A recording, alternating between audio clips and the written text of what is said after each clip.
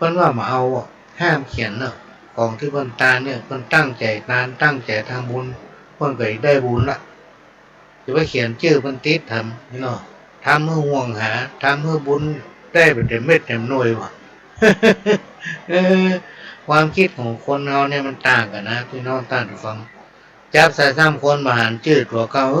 ก็พอละในวิหารชื่อมันมีก็อย่าจมอยู่ว่าหลายๆคนนะเป็นขึ้นว่าเป็นตาลแล้วเป็นได้บุญแล้วขี้ข้านเป็นห่วงหาเป็นกังวลเนี่ยคนเรามันหลายจิตหลายใจพี่น้องท่านผู้ฟังการที่คนเราตั้งหลายเฮือตาลด้วยความเลื่อมใสศรัทธานั้นมันเป็นการตานที่เกิดจากใจหรือเกิดจากจิตใจที่บริสุทธิ์สะอาดผ่องใสการเฮือตานดังกล่าวมานี้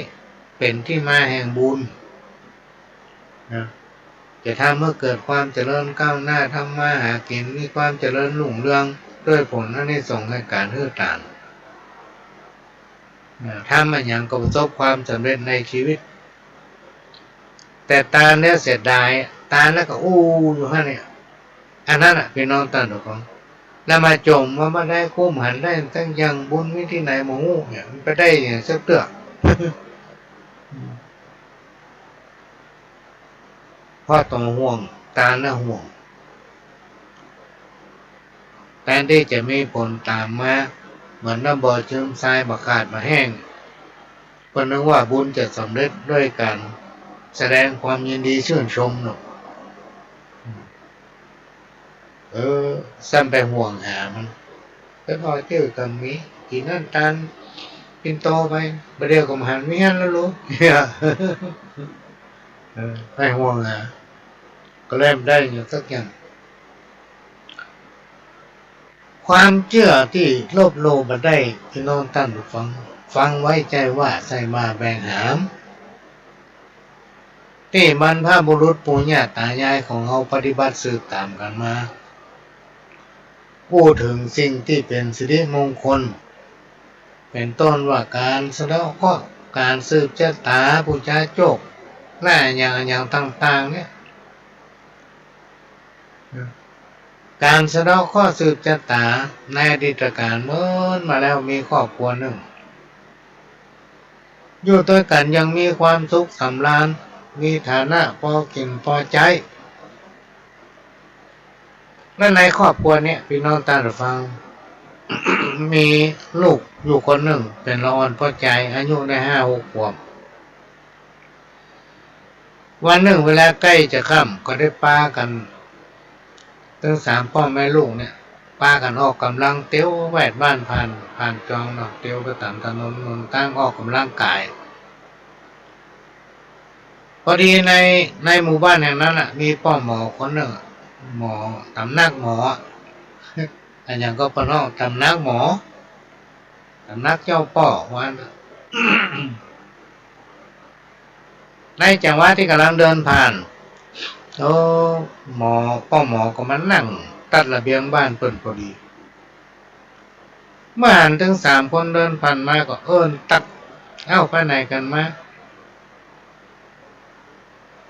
แวะกินน้ำกินนมก่อนจะไปฟังไปไหนด้วยความที่เก่งใจเนาะ2 3มีภรรยานี่เสียงห้องหมดมาแวะก่อนด้วยความเคารพนับถือ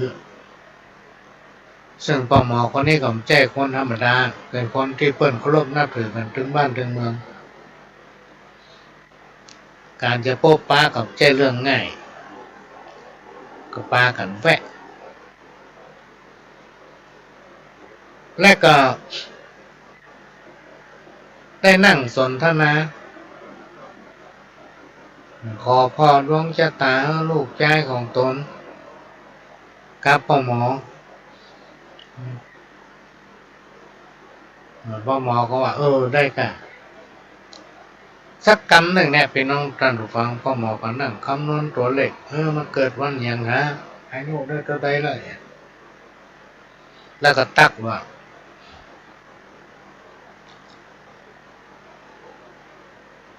ลูกของเจ้าทั้งสองคนเนี่ยจะมีข้อเนอร์มีข้อนักตุยจะตาขาดอาจจะมีเหตุทำให้เสียชีวิตภายใน7 วันดังหน้าเนี่ยสองผัวเมียก็พยายามเมื่อพ่อหมอทบทวนพี่น้องตั้นดอกฟังทบทวนตำราพอแล้วพอแถมพอแล้วพอแถมแล้วก็ตักเหมือนเดิมตักเหมือนเดิมต่อมาวันที่7พี่น้องตั้นดอกฟัง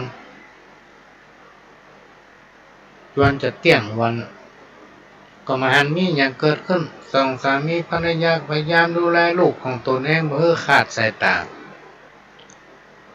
หลังจากนั้นเวลาช่วงบ่ายๆแมลงแป๊บเดียวพี่น้องตั้นฟังลูกของตัวเองเดินเล่นอยู่หน้าบ้านแต่ๆหมูมีอย่างมาโดนใจทำเมื่อเขาเดินไปตามทางเกวียนหนทางล้อห่างจากบ้านไปบ่ไกลเท่าใดในขณะที่เดินผ่านนาแปลงหนึ่งให้หนึ่งพบว่าน้ำกำลังแห้งในเวลานั้นก็ได้หันป่าน้อยเป็นฝูงใหญ่ขนาดเลยพี่น้องตั้นดอกฟังมีเป็น30 ตัวพุ่นดิ้นกันในน้ำดิ้นทุรนทุรายเพราะว่าน้ำแห้งใกล้จะเสี่ยงแล้วหรอกเขาก็เลี้ยวไปทางซ้ายตั้งขวาพอดีหันก็กระลงเป้าบนห้องบ่เป้าหัวคนใบหนึ่งก็น้ำมาตักเอาป่าตึงมดพี่น้องตั้นหรือฟังแล้วเอาไปปล่อยลงแม่น้ำใหญ่อยู่ข้างนั่นที่ไหลผ่านมาข้างบ้านนั้นในขณะนั้นพี่น้องตั้นหรือฟังบนต้นไม้ไผ่ได้มีหมู่งูตั้งหลายต่างก็ปากันฟังงูเหลิมอวดตัวเก่า งูเหลิมอวดว่ามันมีไผ่มีพิษเหมือนเฮาเพราะในสมัยนั้นงูต่างๆเนี่ยพี่น้องตั้นฟังมันมีพิษของงูต่างๆนี่นะเหมือนกับงูไซนี่ก็วันนั้นงูไซมันได้ไปร่วมกับเปิ้นงูทั้งหลายพิษเจ็บมีอยู่ที่งูเหลิมตาในยุคนั้นสมัยนั้นน่าจะก่อนพุทธกาลแล้วในขณะที่อวดตนอยู่นั้นก็หันละอ่อนเดินมางูเหลิมก็อวดตัวเองว่าลองพอเนอะข้าจะชกหัวละอ่อนคนนั้น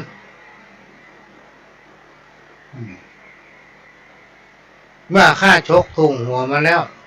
รับรองว่าเตียวไปถึง39จะต้องตาย ฝ่ายงูจงอางงูเห่างูตึงเนาะงูตั้งหลายนั้นก็ป้ากันทักท้วงขึ้นว่าถ้ามันบาดตายจะทำยังไงอันนั้นกับลูกงูเหลือมก็ขึ้นว่าเขาจะยอมคายพิษตึงมดเนี่ยออกเพื่อหมดเลยในขณะนั้นละอ่อนคนนั้นก็เตี้ยวผ่านมาทางนั้นจะปิกบ้านหลังจากเอาป่าไปปล่อยหมดแล้วงูเหลือมก็คอยโอกาสที่จะชกกลางหัว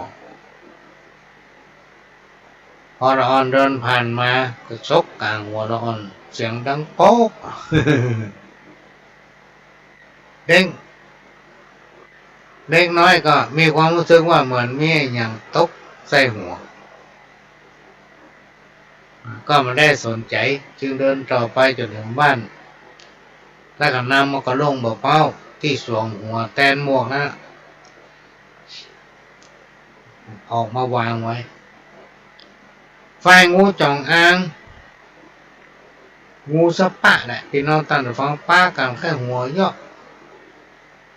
เยาะเย้ยงูเหลือมว่ามหันต์ละอ่อนเป็นอย่างสักอย่างเลยหาว่าละอ่อนจะตายภายใน39ถ้าโซกหัวมาแล้วงูเหลือมมาจ้างเนี่ยใดพี่น้องตั้งแต่ฟังจะเป็นต้องรักษาสัจจะต้องคายพิษออกจากตัวเก่าตามสัญญามีพิษอยู่ในตัวนักก็คายออกจนเชี่ยงหมดเลยพี่น้องตั้งแต่ฟังบรรดางูตั้งหลายก็ป้ากัน เอาเขี้ยวของตนมาจุ่มเอาพิษตั้งแต่นั้นมางูเหลือมก็เลยมีพิษ เมื่อสองสามีภรรยามาหันลูกตังก็กระวนกระวายซ่อหาลูกของตัวเก่าหาป้ากับป้ากันมาร้องโหมร้องไห้อยู่บนบ้านของตนใกล้เวลาจะค่ำหันลูกเดินเข้าบ้านมาต่างกับป้ากันดีใจลุ่งเจ้าวันที่8นะก็ป้ากันเดินทางไปยังบ้านของพ่อหมอพร้อมกับต่อว่าหมอต่างๆนะว่าตำห้าเนี่ยมันแบบแม่น ตำห้ามันแน่ว่าจะตายมาหันตายลูกว่าคือหมอก้าวกำมาดีใส่ลูก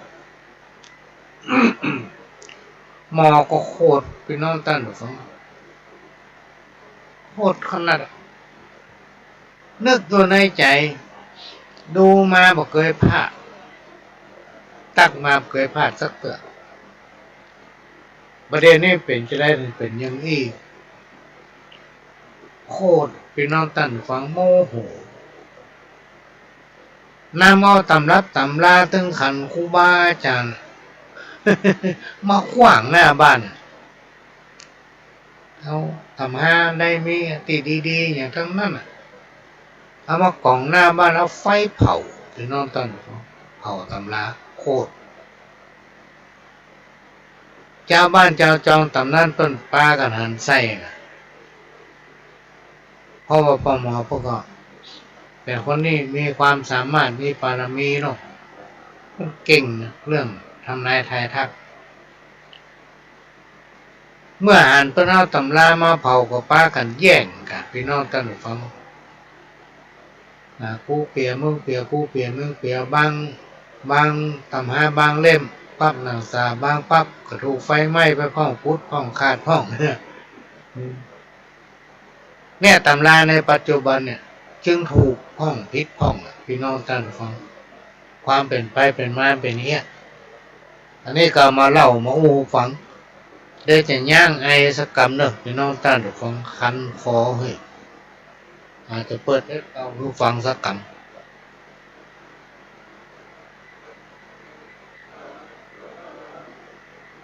จะดูหมิ่นภัยผู้ใดจงระวังตัวเองนะอย่าขี้ขาดที่จะขอโทษเมื่อเราทำผิดแล้วจะไปปกปิดควักอีที่เอาหันถ้าเอายังขืนปกปิดก็เดี๋ยวมันได้ใจไปเลยก็เดี๋ยวเกิดความบดีขึ้นแก้ไขแบบทำประการหนึ่งจะไปอวดสลาดจะไปอวดหลวกกู้เป็นภาษาชาวบ้านอับสิ่งที่เฮาหมูนะสิ่งที่เฮาหมูที่เป็นว่าจะไปเอาแบบเป้าไปขายสวนเนี่ย กลางปั้นถึงมีหน่อยหลุมหลุดกับยาไปโฆษณาโม้นั่นแหละ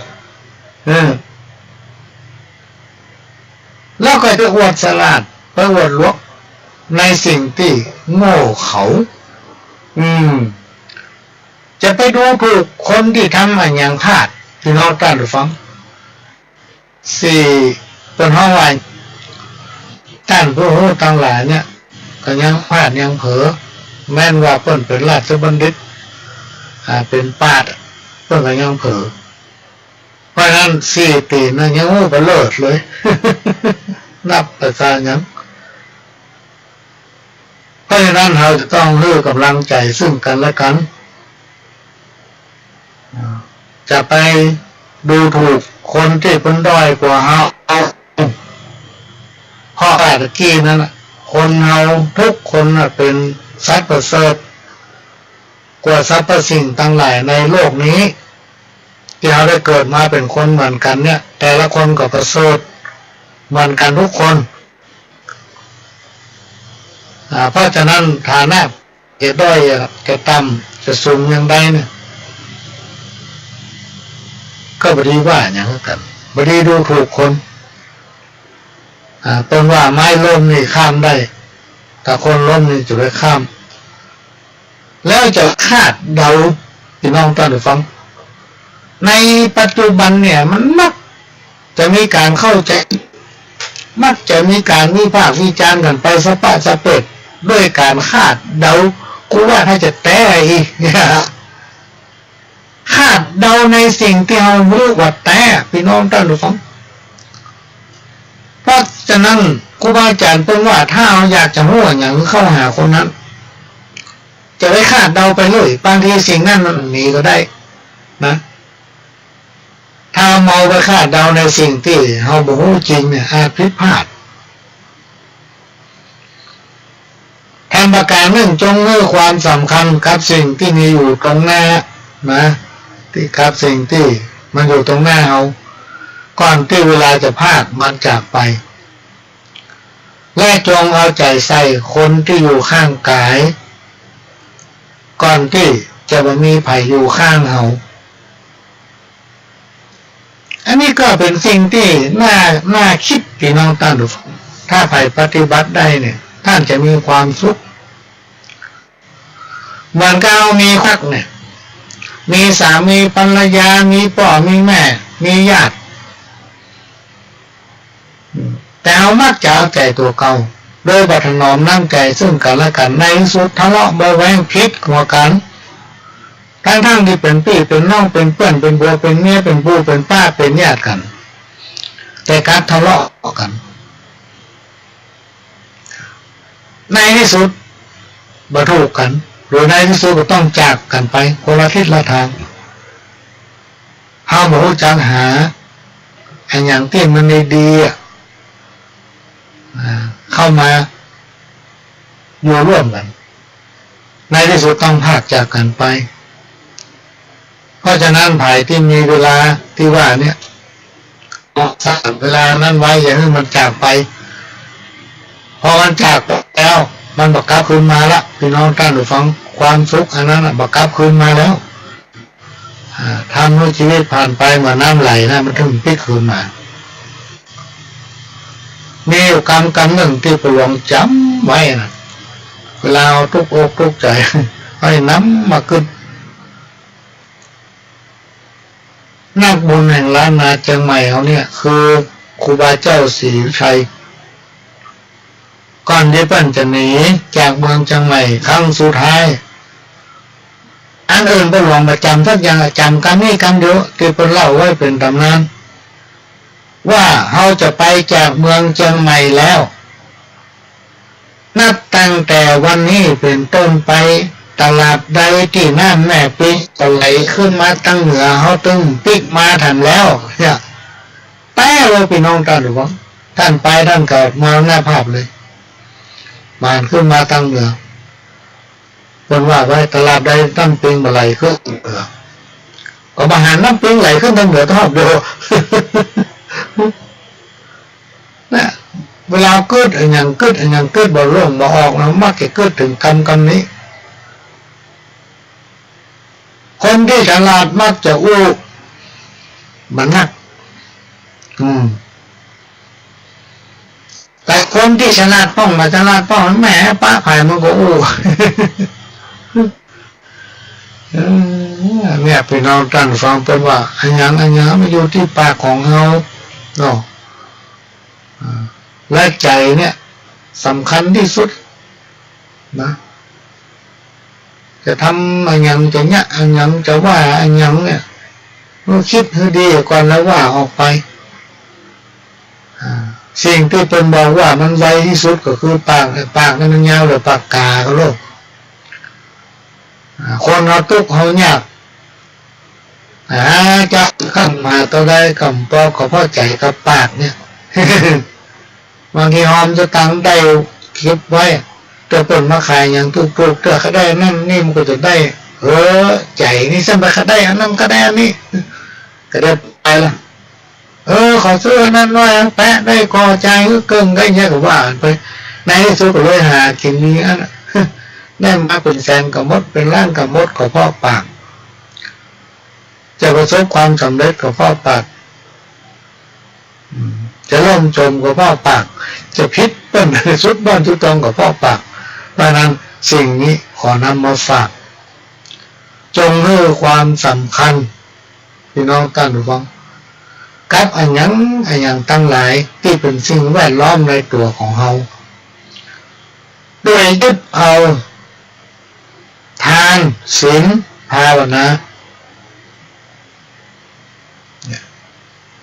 ยึดเอาสามประการนี้มาไว้ประดับสติปัญญาของเราเนอะพี่น้องท่านผู้ฟังจมละท่านพระครูนั่งอยู่ในห้องโอ้ฟังก็นานสว่างมันจมนะพี่น้องนั่งเปิดวิทยุไว้นอกห้องวะแล้วอยู่ในห้องฟังมันก็ดังเต็มกุฏิเลยฟังก็นานจมเลยก็ยังดีนะว่าบนกุฏิถ้าว่าถึงข้างใดเขาจะมีจมป้าน้อยละปูมเตรียมเนาะจะเปิดธรรมทีให้ฟังถามรอบนะก็เดี๋ยวป้นจะว่าอย่างมาเปิดธรรมทีนี่ติ๊กๆป้นขอมาพี่น้องเราฟังจากเงี้ยไปเนาะแต่ฟังมันก็ม่วนแท้หลวงชอบฟังเวลานอนหลับคือไปแบบปื้นพี่ดินแต่กาบเขามันโดยถ่ายรูปจำไม่ได้ละเขาฟังแล้วก็ประทับใจม่วนใจดีเปิดกับได้โฆษณาอย่างเนาะ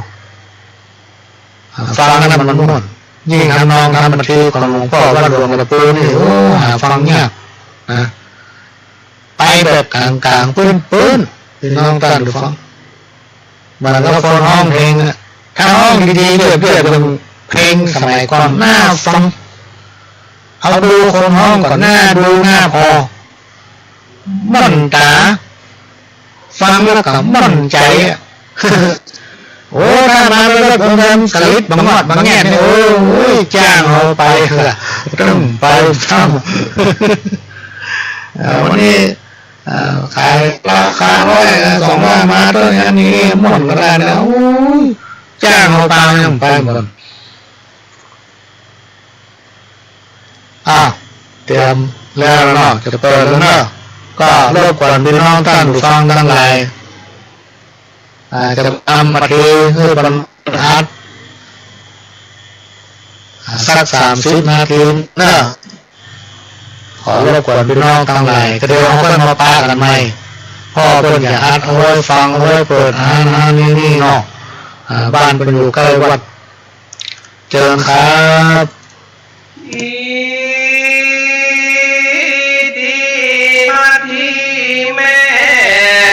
มาทีลา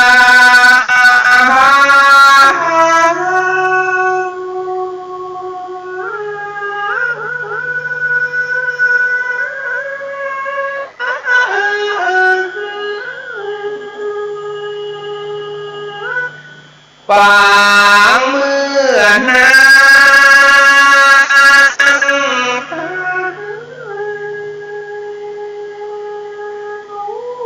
แม่มาถามข่าวหา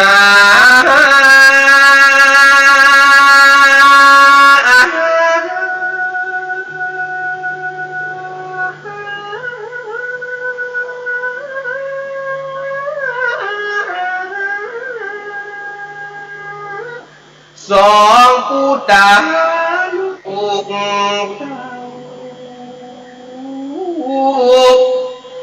ในสำนัก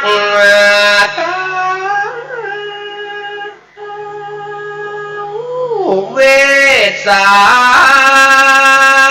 ร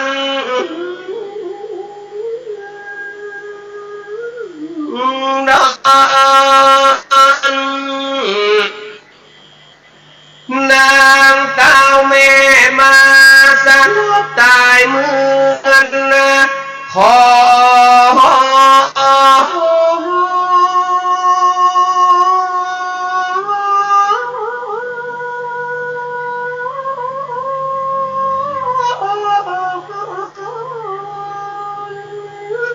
มิ่งเมื่อมอนขาดตายความหน้าส่วนพระหนอละหันเหตุการ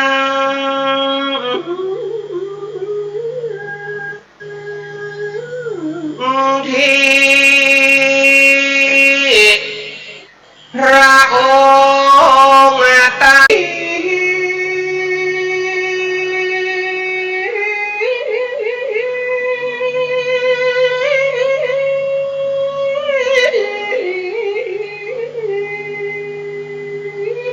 มาสวมหอบอุ้มแม่มาทีเมียแป้งแห่งเจ้าว่ามาทีกูเนี่ย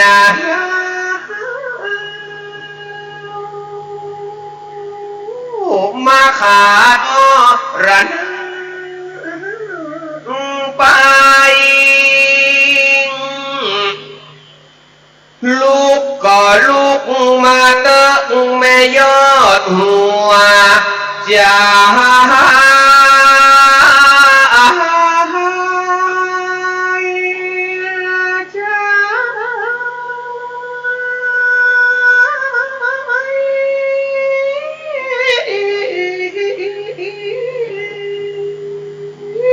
ขอน้ำจะไปมรณะ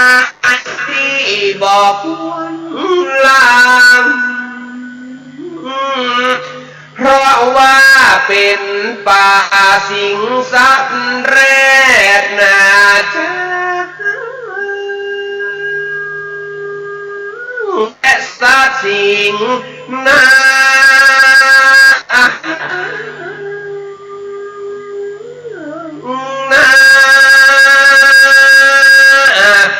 กูปีนี้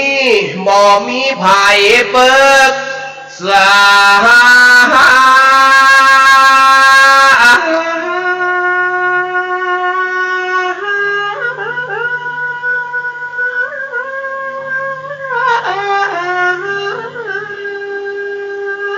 จับส่งสังขาราภูหา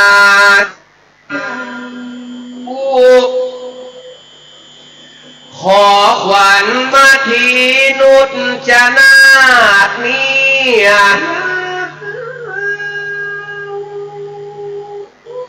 จุงปีปอกคืน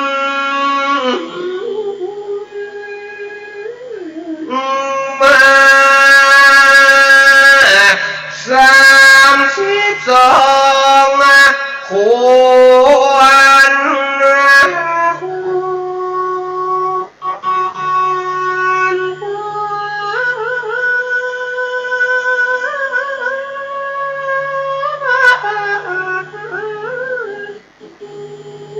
น้องพี่จะเรียกหา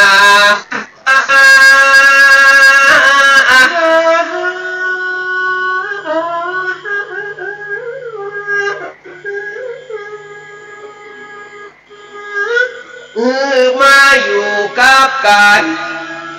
แห่ง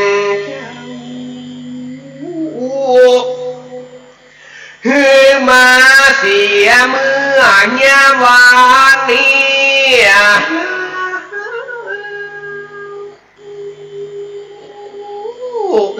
มาอยู่กายแห่งเจ้าเสียเมื่อเงียบว่า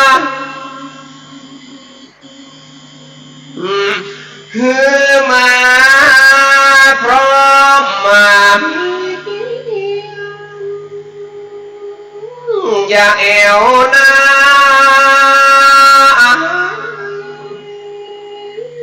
อีพาย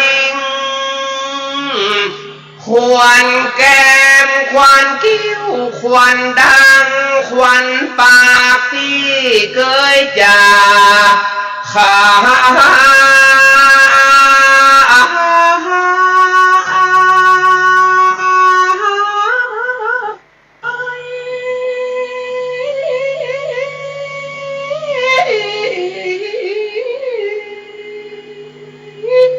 ควันหูตาในเกศาแห่งขวัญหาฐานาโนนั้นนะ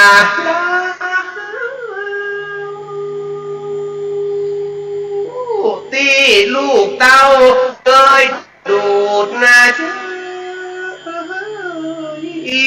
จมควันแลควันปองแขนนะโกโห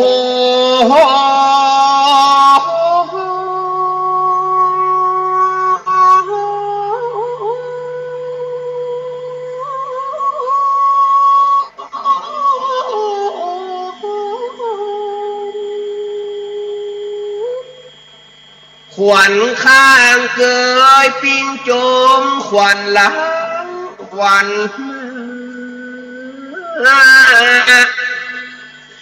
ขอขวัญมาทีน้องลาแม่รีบมาเรียว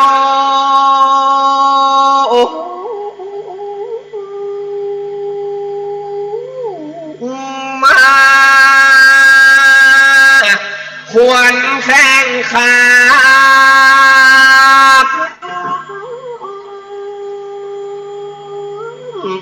มาอยู่ห้องอัตตา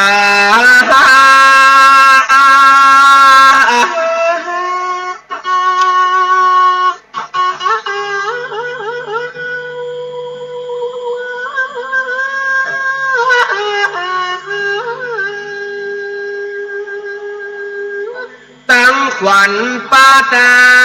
เคยเดินต้องอย่าไปมัวเสาะหาแถม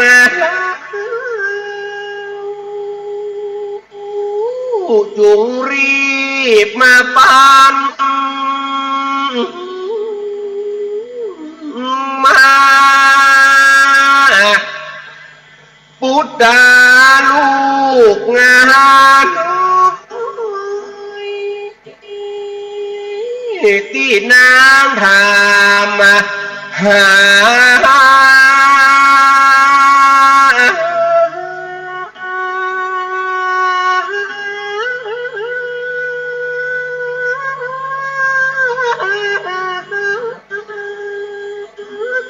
ผู้ปี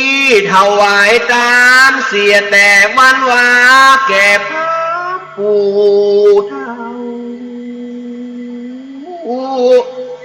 ขอมาทีน้องเน่าจงรีบมาคืน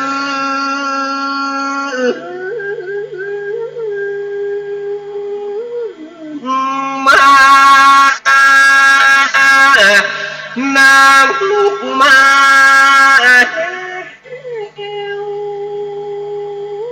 จุงล้างหน้าล้างตา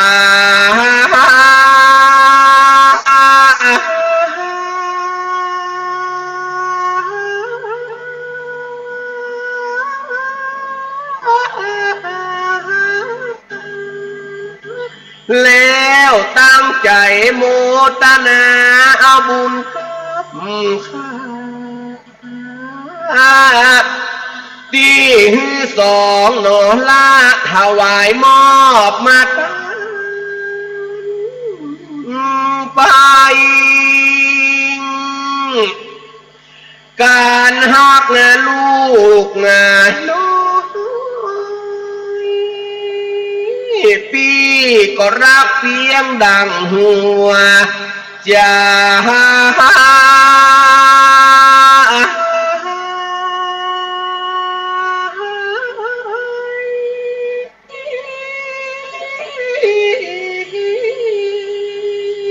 แต่พญาสะปันอยู่ใดพี่ฮักวัดหู ลูกเต้าขอนางจุงตื่นขึ้นมา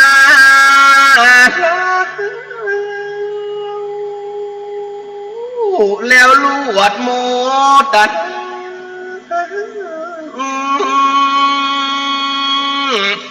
มาที่นาดนานต้วงติงอัตตา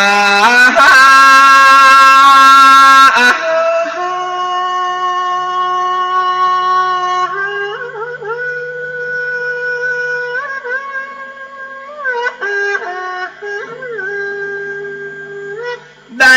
สติขึ้นมาจึงปากจะต่อ5 ปียังบ่บอกเสียแต่เมื่อวันวานัดนะใครจะแต่กุศลอันใดมีมากมายล้ำ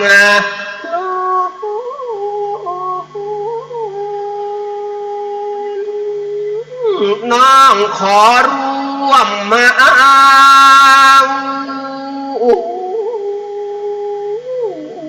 บุญ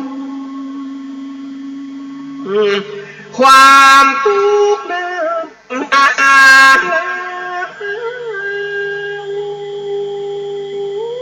ก็เลยขาดหายสู่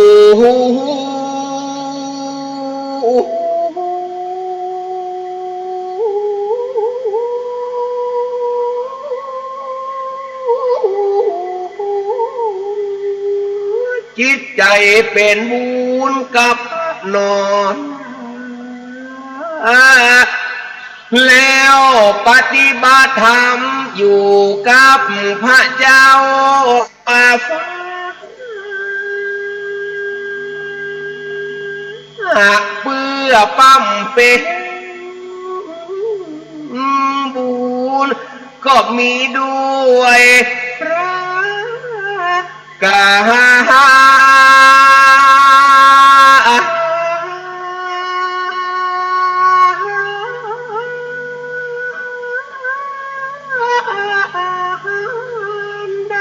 กล่าวมานี้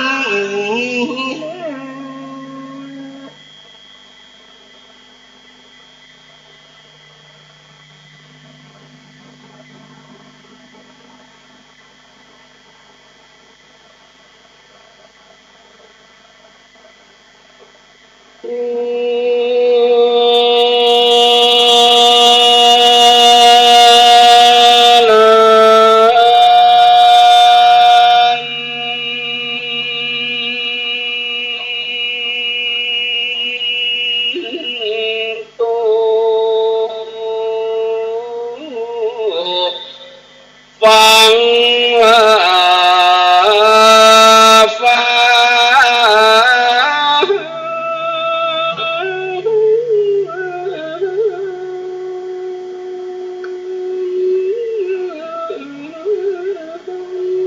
จุงฟัง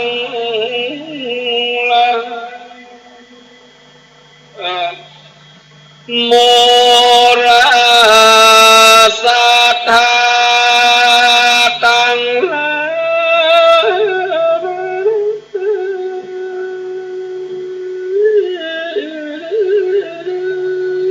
ตั้งยิ่งใจใหญ่น้อยก้อยแปลงใจนิ่มเรียบมา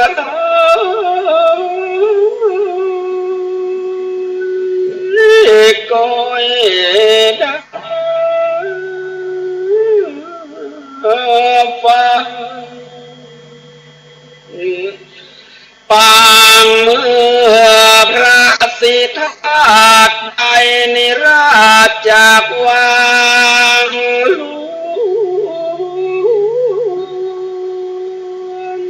ตนตรงธรรม ก็มีใจไฟกับตังสลีปิมบานอน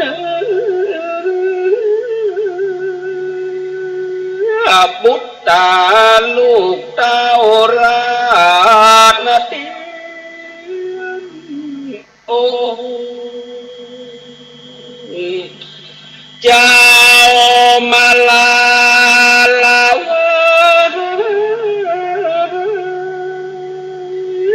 ตั้งนางใจและนางสน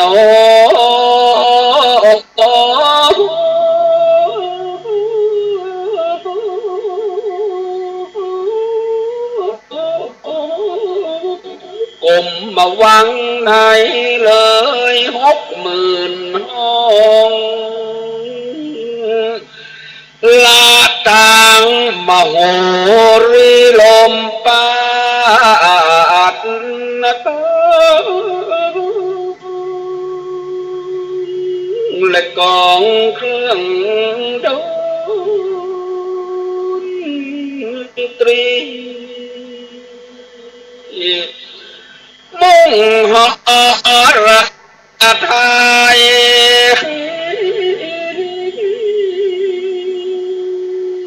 ก็เสด็จถึงอโนมา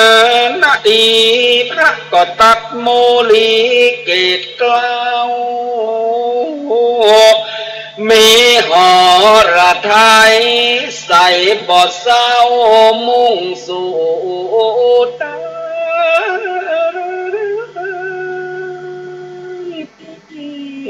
ดีปั้มเป็นตุกรากิริยาอยู่ได้6 ปี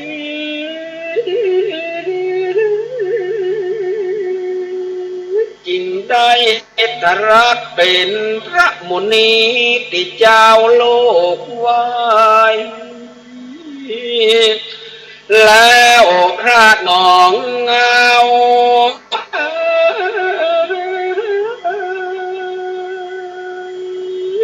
ก็เสด็จจาริกโคตรคงมาสงสารปิมปานาถ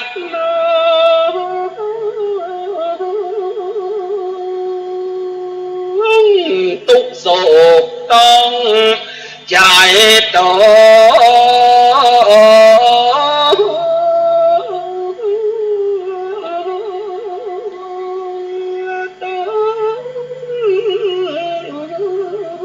ก็มีความอารมณ์ในพระสิทธาเจ้าลูกมาเมื่อเจ้าบ่หันพระนอนเนาราเจ้าว่าโอยนอพระปีทามาละน้องไว้บ่อะไรหา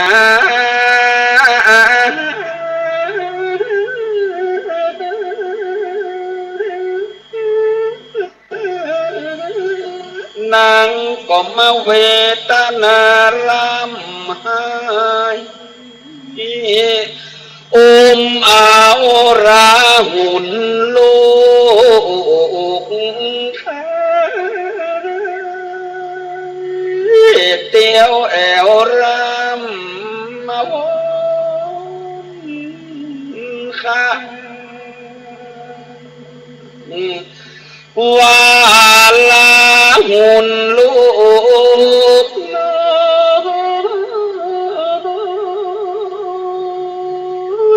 เจ้ายอดบุญขวา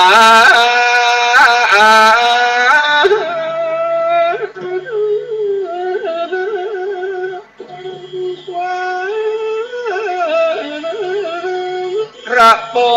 มาละวังเสียปางเป่าโจยบ่หันแต่แม่ก็บ่หันแต่ลูกน้อยอันบ่ฮู้ที่ถ้อยเรื่องกันคนลาหุ่นลูกน้อยเกิดมาบ่ได้หันหน้าป้อของโต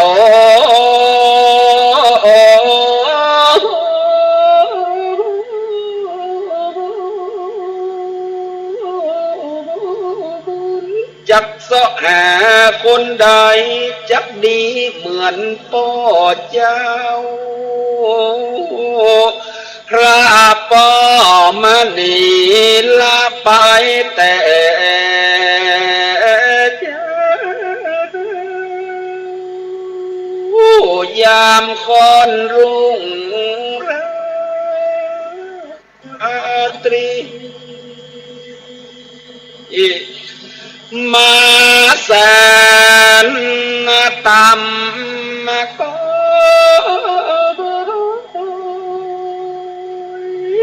ความผิดน้อยหนึ่ง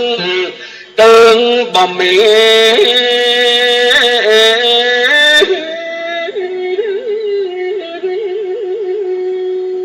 โตดเต้าผงทุลีแม่บังได้เป็นราคี8 ปบอกเคยได้ว่าแดกย่อด่าต่อและนอจบจังได้มาอยู่ภาษาตรวมสนรวมหักหนอแปลงกา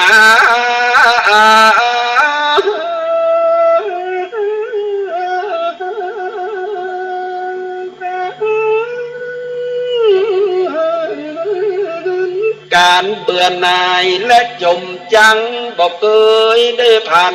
เกี่ยวข้องปอว่ามณีละปิมปานาดน้องเป็นห้างอยู่คนเดียวหัวอกเมียนี้เหมือนไฟแสน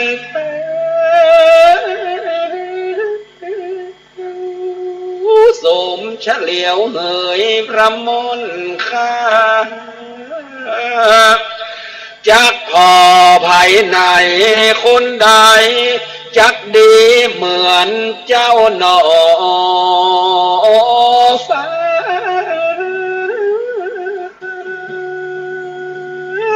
ยามมากึดขันเติง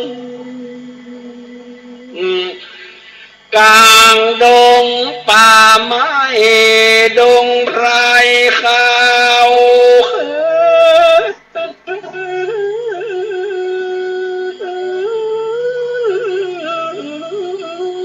พระตะลงเมืองก็จักทุกผ่านอยากกัน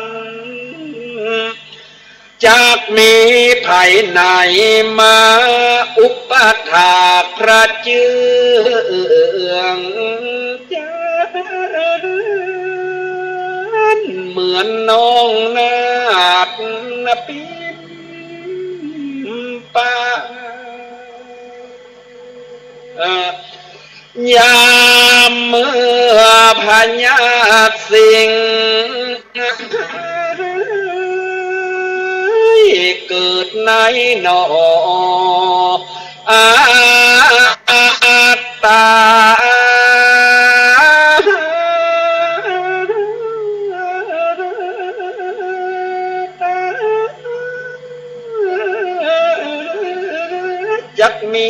ภัยมาเยียวยารักษาอยู่ใกล้มีแต่ดงป่า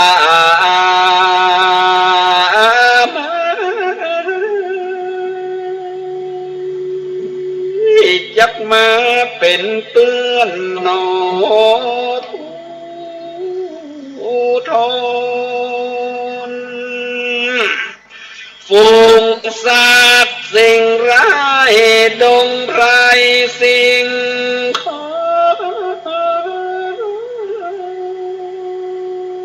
จักมารำวิงวอนร้องสนั่นก้องจากมีภัยไหนมาเป็นเปื้อนนับกลางแห่งห้องอาราม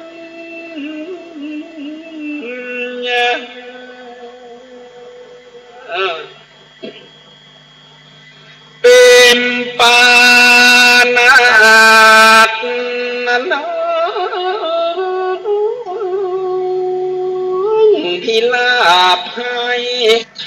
วอนหา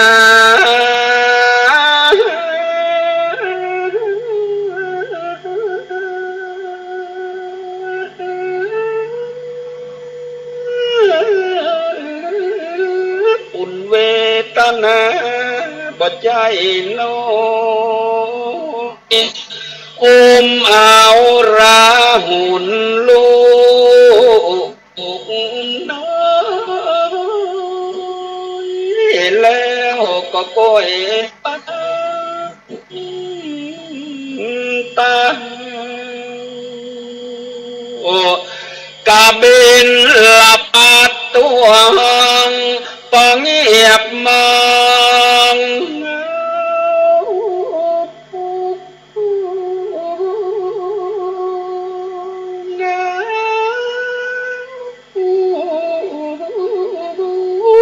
ยามเมื่อพระสลี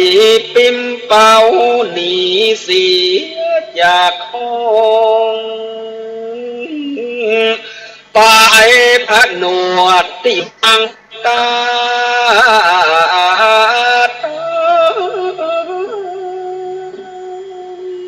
กลางแห่งห้องอาโน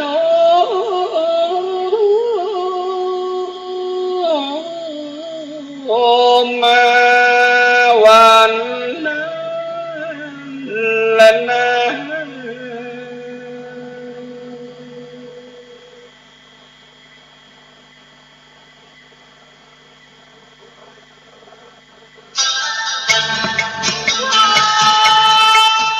ขอเชิญร่วมทำบุญงานประเพณีส่งน้ำพระธาตุที่คือทอดผ้าป่าสมทบทุนสร้างหอระฆังกิจกรรมประกวดเข้าห้ามกรรมบะเก่า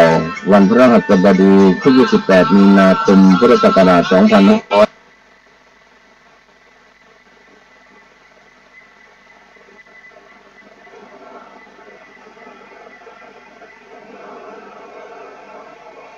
อัดแล้วบักติดฟังเป็นกระท่อนกระแท่นบ่ายโมงวันติดร้อนเขาอยู่ขอพระหลวงเปิดทำล้อมเต้ยหรอกเตรียมมันเถอะอะไรจะเปิดเฉพาะกับเข้าไม่เห็นน้อยเนาะแล้วก็ทำมาทีน้อยหนึ่งมันใช้เวลาประมาณเกินชั่วโมงไปเป้ากับเราอ่อนก็เตรียมไว้ได้สักกึ่งรายการก็จะเปิดฟังทำรอบหนึ่งวันนี้ก็ได้มาพบปะกับพี่น้องท่านผู้ฟังเหมือนปกติเป็นประจำทุกวันติดเวลาบ่ายโมงไปจนถึงบ่าย3 โมงก็จะได้นำเอาสาระสปะน้อยอันปันเรื่องมาเล่าโอ้สู่กันฟังมาเปลี่ยนบรรยากาศหลังจากพี่น้องท่านผู้ฟังได้ฟังธรรมะสาระต่างๆจากพระเถระครูบาอาจารย์จากพน้อยพนานที่จัดรายการจากของสถานีวิทยุหลายๆสถานีช่วงนี้ก็หมุนขึ้นมาพบปะกับพระหลวงสว่าง ธาตุอินจันทร์ประธานเครือข่ายกองทุนแม่ของแผ่นดินจังหวัดเชียงใหม่และ8จังหวัดภาคเหนือก็ออกมาเป็นคู่เป็นทีมนำเอาสาระสปะร้อยอันเป็นเรื่องมาเล่าสู่กันฟังเพื่อนำมาฝากเป็นข้อคิดสำหรับพี่น้องท่านผู้ฟังที่สนใจสิ่งไหนที่ฟังแล้วหันมีประโยชน์ก็ฝากไว้ประดับสติปัญญาเก็บไว้ผสมผสานกับความนึกคิดของท่านทั้งหลายเพื่อนำไปถ่ายทอดสอนลูกหลานประการแรกก็ต้องเอาครอบครัวก่อน สอนคนในครอบครัวของตัวเองก่อนขนาดคนในครอบครัวของตัวเองสอนมาได้แล้วคนอื่นไม่ต้องมาสอนไปสักคนละ การจะเป็นต้นแบบการจะเป็นแบบอย่างให้คนอื่นได้นั้นพัฒนาคุณภาพชีวิตมาพัฒนาครอบครัวของตัวเก่าให้ไปสู่ความอยู่เป็นสุขนะต้องพัฒนาในจุดนี้เป็นอันดับแรกนะการทำดีพี่น้องท่านผู้ฟังก็ต้องมุ่งเน้นทำความดีให้กับครอบครัวตนเองก่อนตนเองพร้อมแล้วมีความอบอุ่นลูกเต้าอยู่ถ้อยฟังกรรมทำมาค้าขายอันใดก็คล่องนี่นะก็ขยายไปสู่ครอบครัวของลูกของหลานนะจาก1 หลังไป2 หลังจาก3 หลังไป4 5 หลังว่ากันไปตามนั้นเราต้องพัฒนาครอบครัวตนเองถ้าเป็นผู้เป็นผัวก็ทำตัวเพื่อเป็นตัวอย่างกับเมียถ้าเป็นเมียก็ทำตัวอย่างเพื่อเป็นเมียที่ดีของผัวมีเหตุมีผลใกล้เหตุผลอู้กันตึงพ่อตึงแม่ตึงผัวตึงเมียก็ผ่านไปพี่น้องท่านระวัง ต้องขอสมาภัยอากาศมันเริ่มเย็นละแต่พออากาศมันเริ่มเย็นก็ลูกจะเป็นวัด มีแอร์แต่เปิดมาได้เปิดก็จะไอขณะนี้พี่น้องท่านผู้ฟังก็กำลังรับฟังรายการสาระสปะร้อยอันปันเรื่องจากทางสถานีวิทยุกระจายเสียงพระพุทธศาสนาแห่งชาติและสังคมขึ้นเพื่อการศึกษาพระพุทธศาสนาและวัฒนธรรม FM 104.50 เมกะเฮิรตซ์จากวัดไฟเห็นวัดไฟเห็นตั้งอยู่หลังมหาวิทยาลัยเชียงใหม่ตำบลสุเทพอำเภอเมืองจังหวัดเชียงใหม่ก็ได้รับความอนุเคราะห์เมตตาจากท่านผู้อำนวยการสถานีหลวงพ่อพระครูสมุวิศวัตรวรกิจโจเจ้าวาดวัดไฟหินได้เมตตาอนุเคราะห์จะหาเวลาให้มาพบปะพี่น้องท่านผู้ฟังเป็นประจำทุกคืนวันพฤหัสตั้งแต่เวลา 3 ทุ่มถึง 5 ทุ่มแล้วก็วันศุกร์ 4 ทุ่มถึง 5 ทุ่มวันเสาร์ก็ 4 โมงถึง 6 โมงวันอาทิตย์ก็บ่ายโมงถึงบ่าย 3แล้วก็ภาคค่ำก็ 5 โมงถึง 6 โมงสถานีวิทยุ FM 104.50 เมกะเฮิรตซ์เป็นของพี่น้องคนฟังทุกท่านเป็นเจ้าของที่เราต้องช่วยกันอนุบำรุงเนอะพี่น้องท่านผู้ฟังก็ตามกำลัง ของพี่น้องท่านผู้ฟังท่านอยู่ไกลก็ไม่ต้องมาที่วัดไฟหินไปที่ธนาคารไหนก็ได้ที่มันใกล้บ้านไปบอกเพื่อนว่าโอนสตางค์เข้าสถานีกำจะบอกหมายเลขบัญชีนะพี่น้องรับฟังบอกเลข1บอกกำ1ธนาคารกสิกรไทยสาขาถนนสุเทพหมายเลขบัญชี471 274 927ก็ตามกำลังของไหวของมันบอกรอบ471 274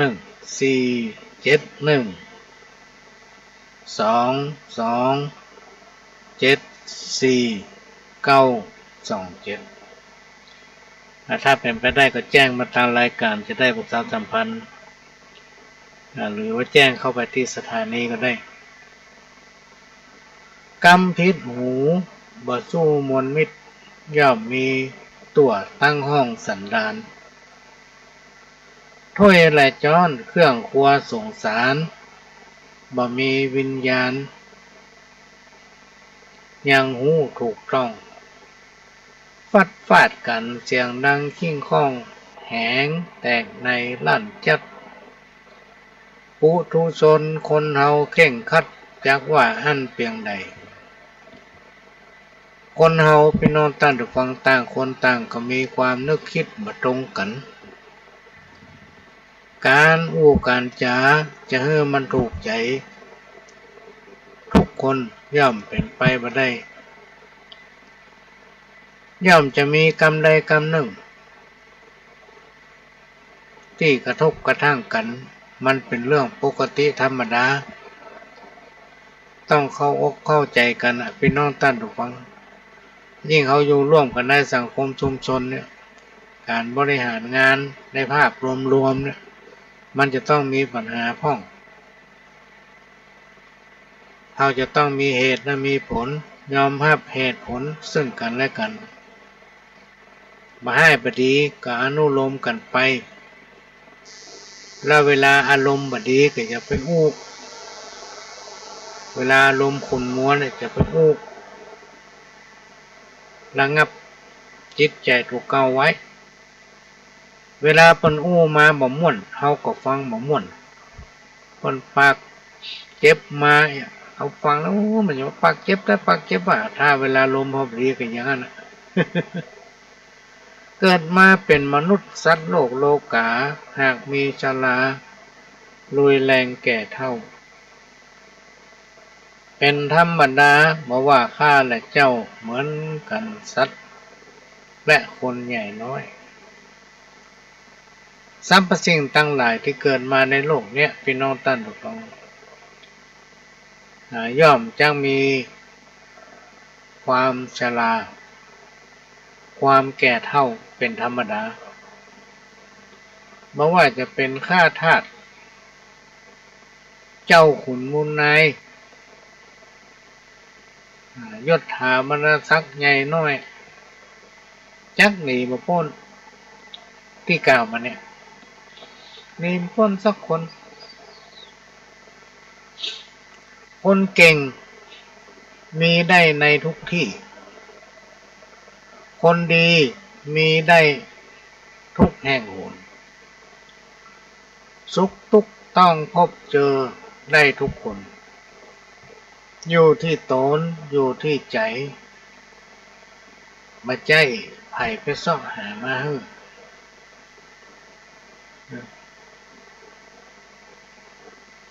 คนเฮาพี่น้องท่านผู้ฟังต้องรู้จักเหตุและก็ผลและก็รู้จักตนเก่าตัวเองรู้จักประมาณรู้จักการรู้จักคนรู้จักชุมชนและก็รู้จักประมาณ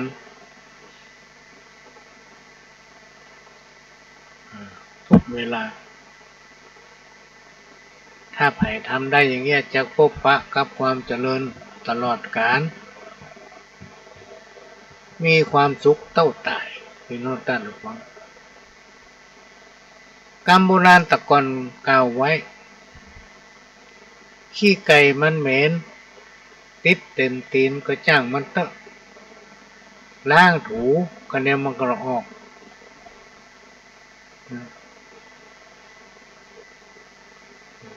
ขี้ที่มันเหม็นล้างบ่ออกคือขี้ปากกับจิตใจแม้นแล้วติดไปถึงจานหน้า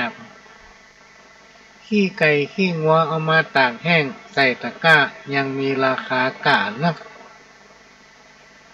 ขี้เหล้าขี้ยาไผในตึงบ่ฮักอยู่ใกล้เหม็นขี้หา เหม็นขี้ปาก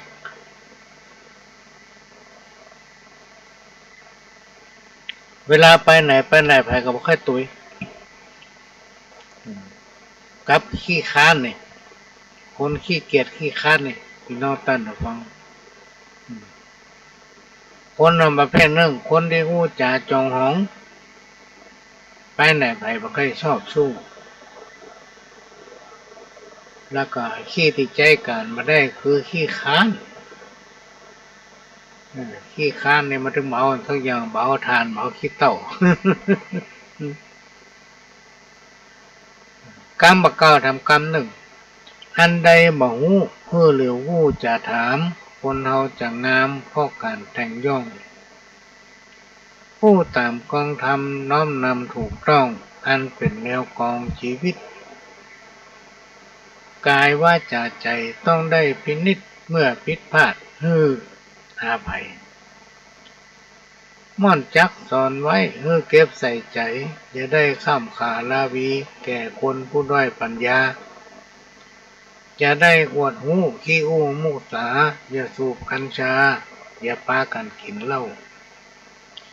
เขาล้มย้ำเก่งคนแก่คนเฒ่าจะไปหูเบาง่ายล้ำอย่าจู้เขาเอาจนชอบซ้ำอย่าเล่นดาบกล้าคมบางอย่าไปสนับสนุนคนให้อย่าย้ายผีสางเหี่ยวใส่หนทางบดีเนื้อเจ้า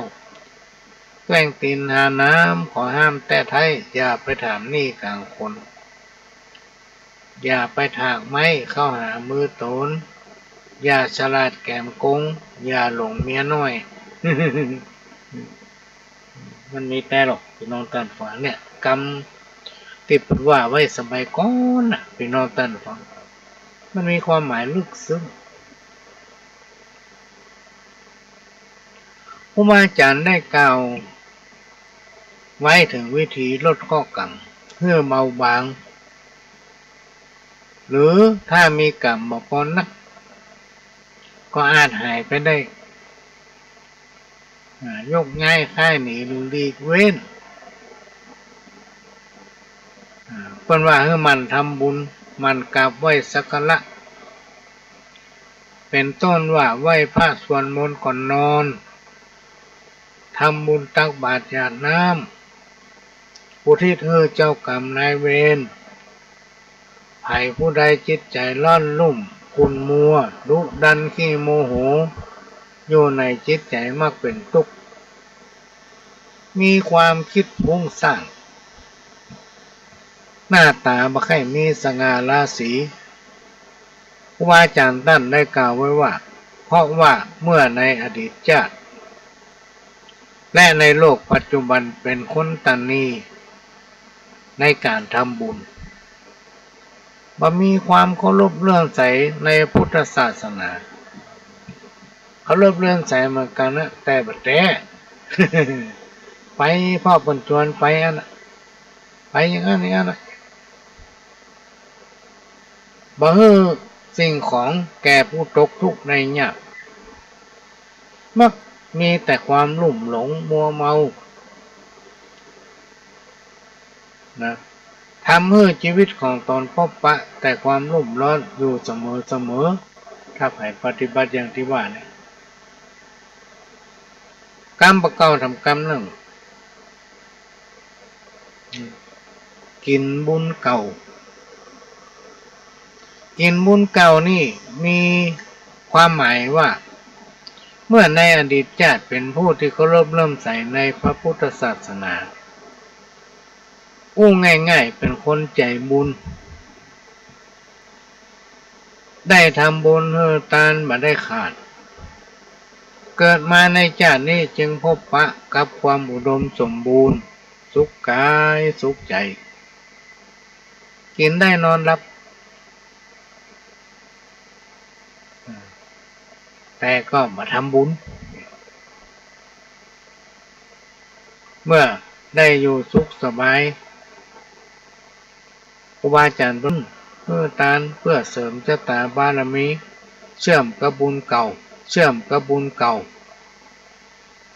ถ้าเอาบ่ทำบุญอ่ะ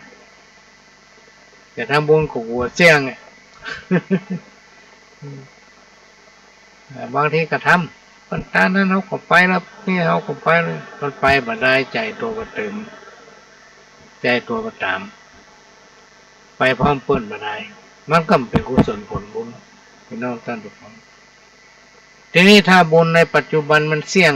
บุญเก่าเขาโตยมาไปได้เขาไปได้ทำบุญใหม่เสื่อมเข้าไปเนี่ยมันก็จะปะกับความทุกข์ความยากแบบแก้ประตกเป็นห้องว่ากรรมเกิดจากการกระทำข้อกรรมที่มันจะเกิดขึ้นกับเราเนี่ยเป็นน้องต้านทุกคนมันจะนับได้นับเกิดนะมันรอจังหวะเก่งจะตาเขาตกมันถึงจะเข้าหากินบ้านกินเมืองมีความหมายว่ามักเป็นคนแบบชอบยากการนักก็มาเอาเบาก็มาสู้เป็นห้องคนกินบ้านกินเมือง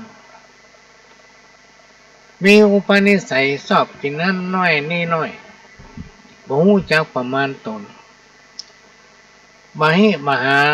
กินด้วยสติปัญญาชอบหากินในทางทุจริตหันเงินหน้าดำหันคำหน้าเศร้าหันสตางค์หน้าไหน กันว่ามันได้สตางค์เต็มกำมันรับถึงพอหน้าผันสักคนเป็นคนที่ชอบเอาตัวรอดเพื่อนห้องว่าแก้ผ้าเอาหน้ารอดคนประเภทนี้มักจะอวดตัวชอบยกตัวคมกับเปิ้นคนอื่นแต่มีความจริงใจกับไผ่ขอให้มันได้กินเด้อ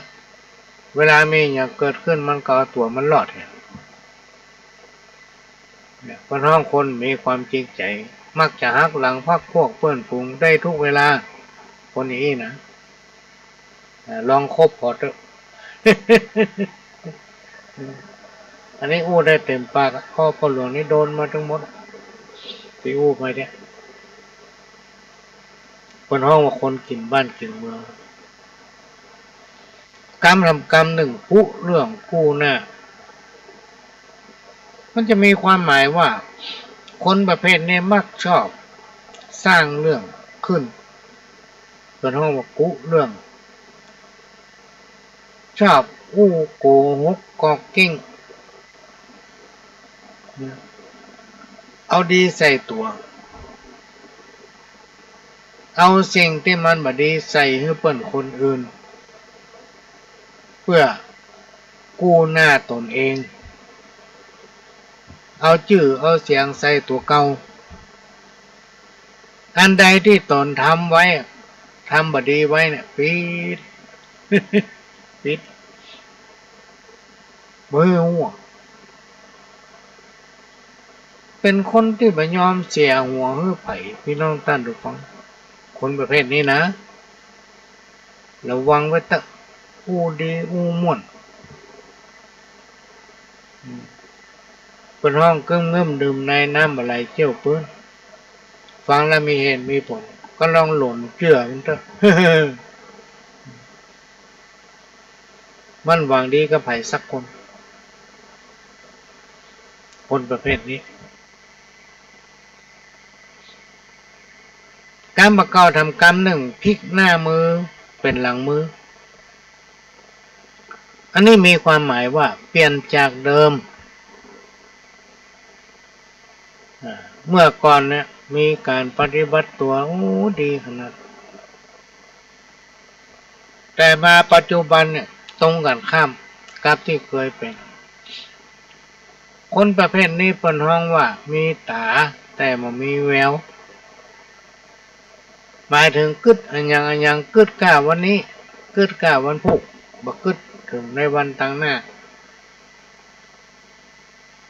การบดีใส่คนอื่นครูบาอาจารย์กล่าวมันไม่สามารถทำให้คนคนนั้นกลายเป็นคนบดีได้ตามที่มัน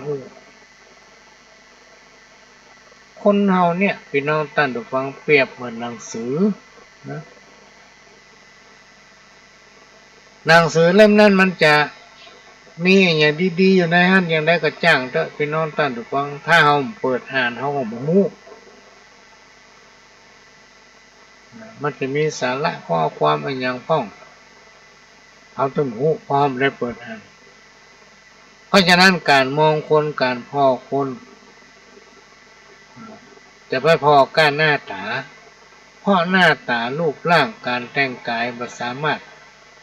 หู้ถึงจิตถึงใจของคนนั้นได้เนี่ยฝากไว้พี่น้องตาตุฟังที่จำไว้เถอะถ้าอย่างหู้จักไผก็ลองคบไปพอไปจะไปฟังเชื่อในยุคปัจจุบันเนี่ยแต่เจ้านี่มีไผ่มาฟังมาจะหาคนจริงใจมาได้แต่ไอ้น้องถ้าจะมีแต่ไอ้น้องพ่อประหลวงนี่ก็ตะกอนก็มีเพื่อนเป็นเป็นร้อยเป็นพันนะจังหวะนี้เหลือสักคนพ่อเพิ่นบอกคบเฮา แล้วเฮาก็ตึมไปไหนตึมไปไหนหนึ่งเฮามาเอวสองเฮามากินไปก็ตึมมาใครมาหาละไปตึมมาใครพบกรรมคมที่เป็นคติเตือนใจ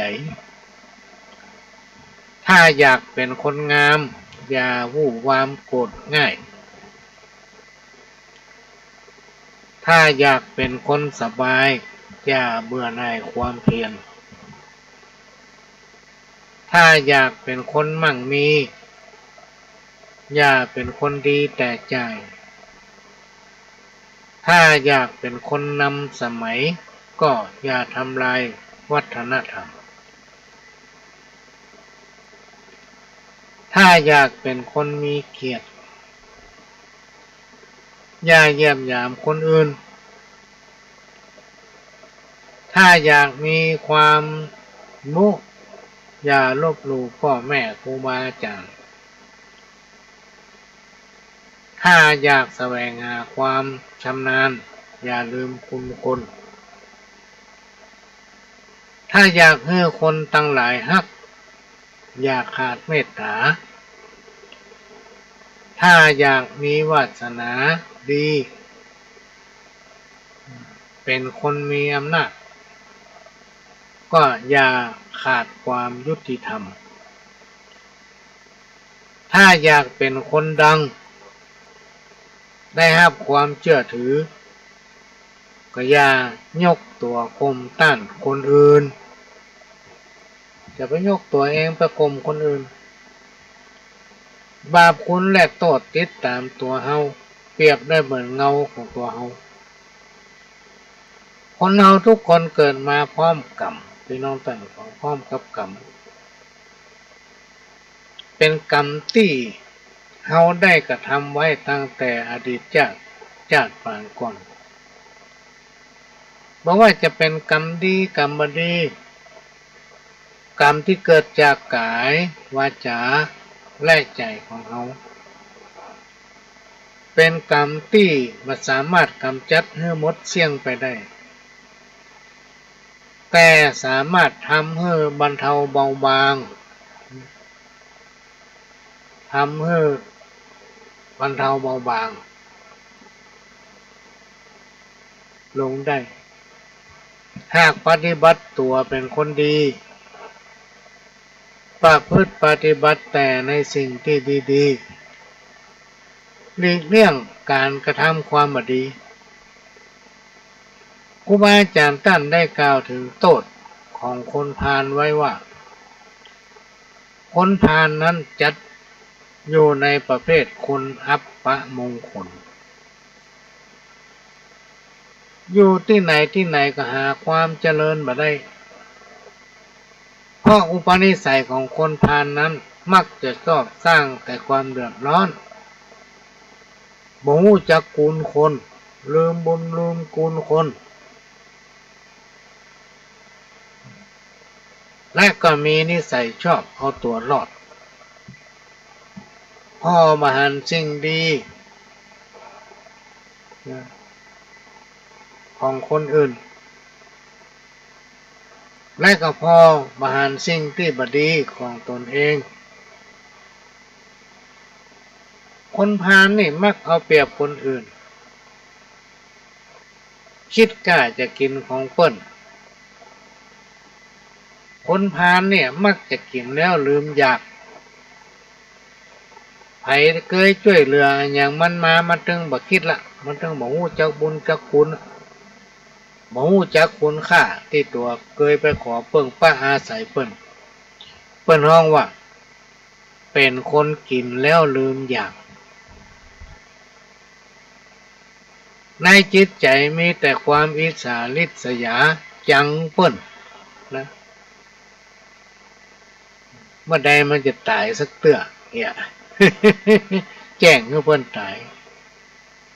แจ้งให้เปิ้นสิบหายเนี่ยคนพาลเนี่ยเป็นคนที่ประมาทในลาภสักการะเป็นคนที่ลบหลู่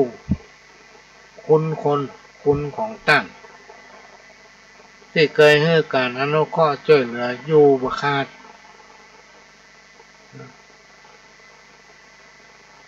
คนพาลนี่คิดกล้าจะเอาประโยชน์ใส่ตัวมันเองเพราะฉะนั้นคนพาลจึงจังหาความเจริญบ่ได้วันใดวันหนึ่งมันต้องตายแบบคนเล่นฮอดเดินไปเตะก็เดินถ้าเพิ่นได้ขึ้นฮอดแล้วก็เดินไปไหนก็ตายทั้งนั้นอ่ะ คนดูถูกมันเนี่ยบดีนะพี่น้องตั้งแต่ฟังมันจะเข้าตัวเก่ามันมีหรอกลองตองกันเถอะปหลวงนี่เป็นคนที่จำนะแล้วก็ตองไว้อย่างบางคนไปว่าเปิ้นมาเมินมันจะเหลือก้าพกกับจ้อง แล้วก็เข้าตัวกับมือมีสักอย่างเหลืองสักอย่างเพราะมันไม่ยอมรับความจริง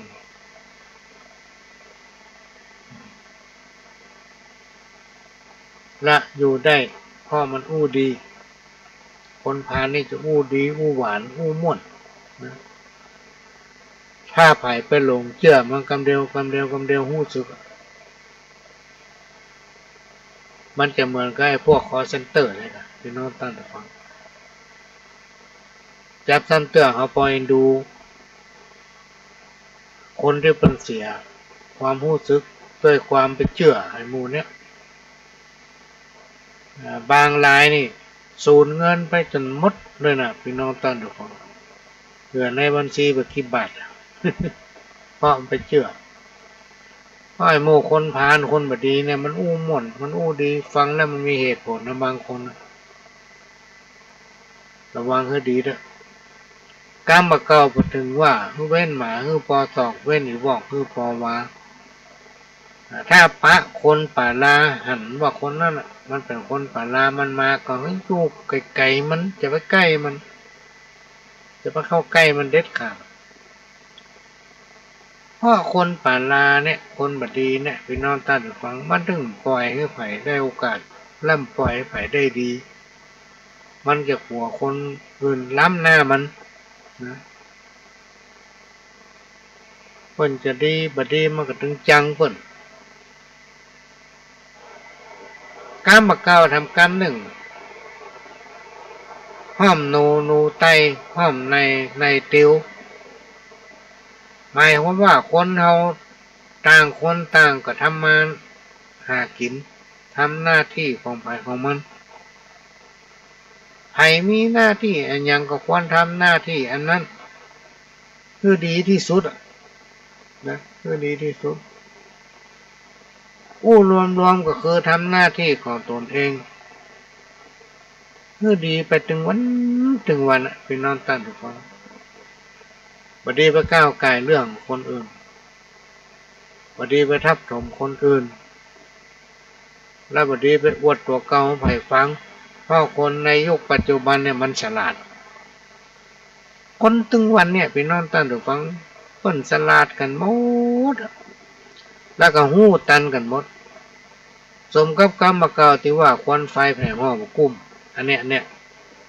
มาตันยุคเดียวนี่กรรมโบราณแต่ก่อนมันมาตันยุคเดียว